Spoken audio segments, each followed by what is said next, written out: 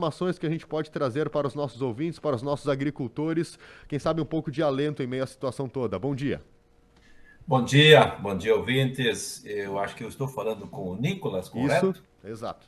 Muito bem, um grande abraço para você, para seus colegas de trabalho, para todos os ouvintes da Rádio Independente de Lajeado e toda a região. Olha, Nicolas, na verdade, a sua introdução foi muito bem pontuada da situação, da gravidade, dos encaminhamentos que nós todos estamos buscando. Quero lhe parabenizar por isso. Segundo lugar, é bom lembrar de que, assim como nós tivemos o episódio da seca no sul do Brasil, a outra parte da enchente, com prejuízos talvez até maiores. E nesse cenário que o governo se embreta, fica entre a cruz e a espada, como se diz, porque precisa de recursos para atender os dois lados. Nós sabemos, quando nós aqui no Sul temos enchente, normalmente o que se anuncia não vem. E da seca nós temos uma situação fácil de resolver quando falamos em manual de crédito rural. Prorroga dívida, renegocia, essas coisas já estão no papel, não tem muito o que inventar. É apenas a execução daquilo que já está no regramento. Mas isso para o nosso agricultor, para o pecuarista, para o nosso setor primário, vai ser muito pouco, Nicolas. Nós precisamos de algo mais. E nós, quando começamos a falar no algo mais, é que ficamos numa situação muito ruim. Por exemplo, essa semana eu estive reunido com o pessoal do Ministério das Minas e Energia por causa da energia elétrica, que nós tivemos lugares aí no Vale, inclusive, que ficaram 7 dias sem luz. E o ministro pede ajuda para os deputados pegar dinheiro do relator do orçamento que tem mais do que o Ministério. Falando com o Ministério da Agricultura, a ministra Tereza Cristina diz a mesma coisa: deputados, vocês têm que pegar dinheiro do relator, porque o relator tem mais do que o meu mapa junto, o ano inteiro. Então, esse orçamento nosso está muito quadrado. E ontem à noite fizemos mais uma reunião da Comissão da Agricultura da Câmara, com a participação também da ministra da Agricultura, dos seus quadros técnicos que estão muito imbuídos de achar uma solução. E acho que começamos a definir um pouco do que vai acontecer. Claro, o governo tem um problema técnico para resolver, mas a princípio ficou claro de que o governo vai colocar R$ 1 bilhão dentro de uma medida provisória, e isso entraria em vigor no dia da publicação. Não tem nada que passar por Congresso, por sessão da Câmara, por quórum, no Senado. Não, medida provisória entra em vigor no mesmo dia, mas viria numa modalidade especial, porque se cair lá no Tesouro Nacional, eles vão pegar esse dinheiro para quitar dívida que está em aberto no sistema.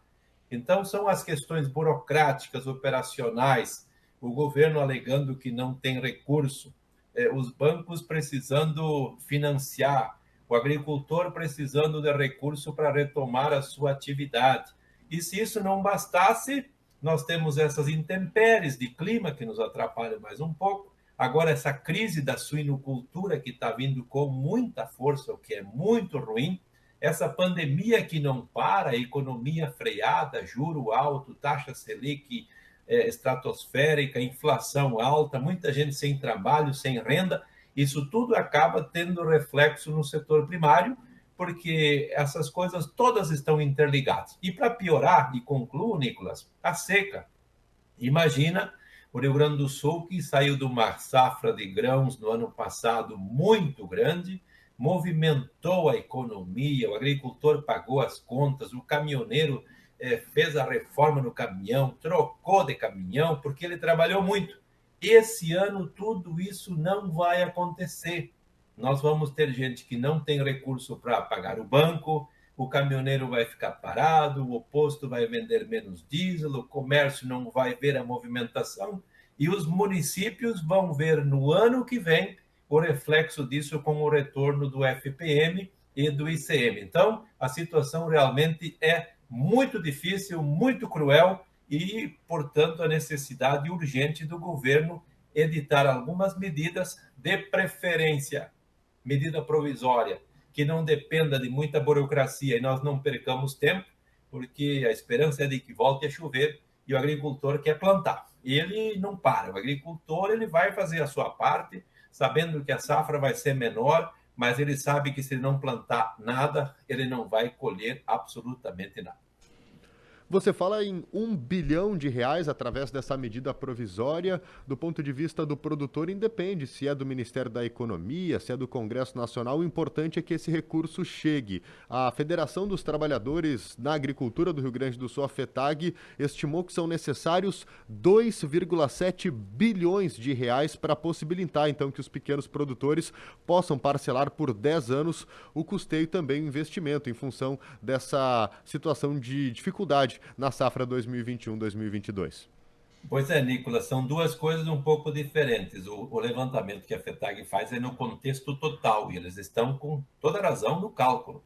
Só que aí entram renegociação de dívidas, prorrogação, não pagamento desse ano, aquilo que eu falei no princípio do Manual de Crédito Rural, que vai ser uma coisa bastante significativa.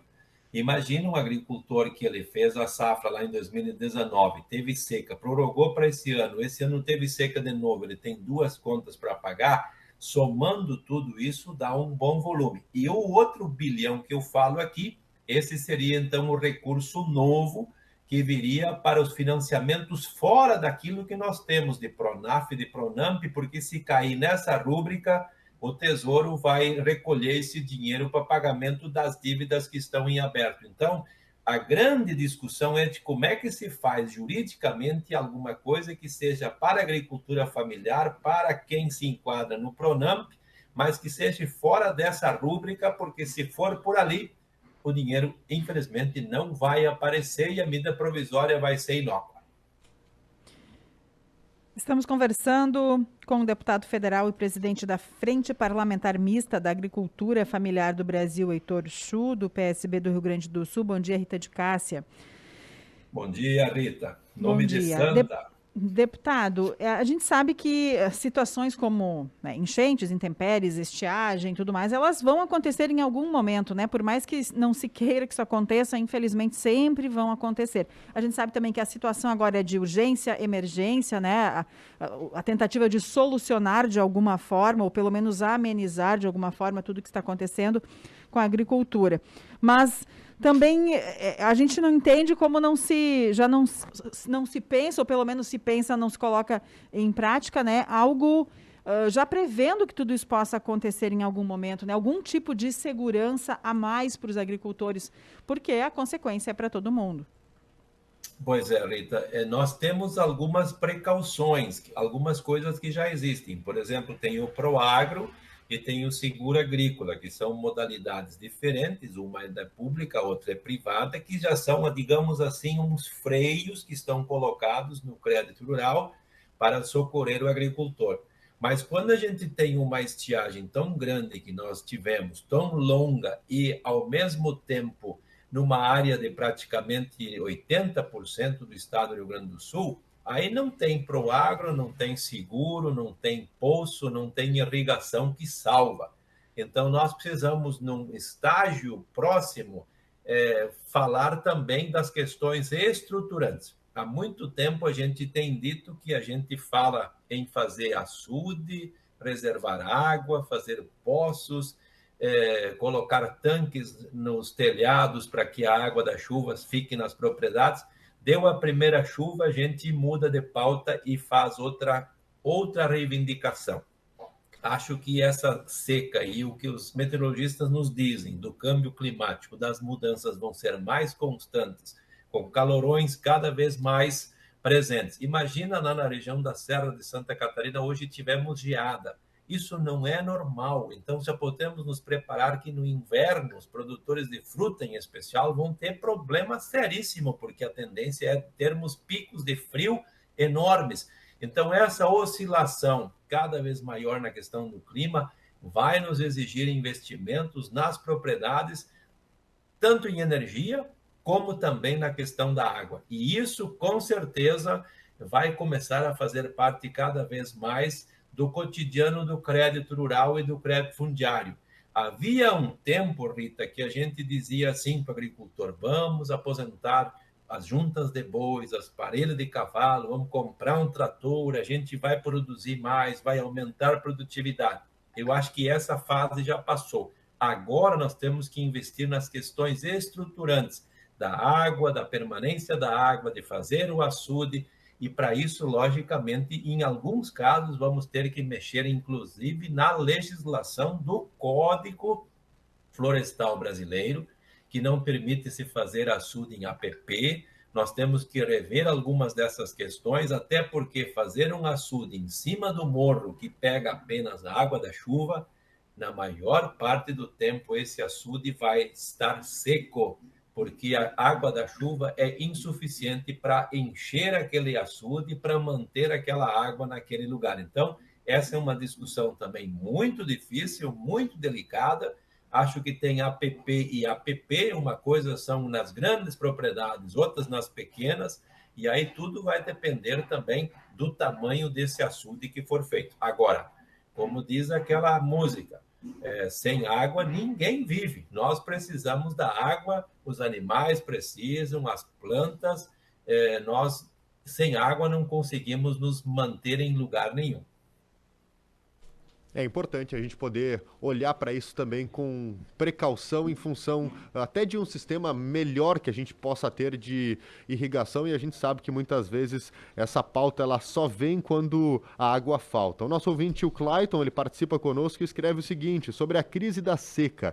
Quem vai pagar esta conta é o consumidor, que vai ter alta dos produtos nas prateleiras do supermercado e o aumento de impostos que o governo só vê solução dos problemas através do aumento da carga tributária. É uma situação que afeta a todos nós, é uma cadeia que acaba sendo impactada nessa escalada de preços. Para o produtor, a situação também não está fácil com o câmbio do nível que estamos vivendo, os elevados custos de produção e ainda tem essa questão da seca.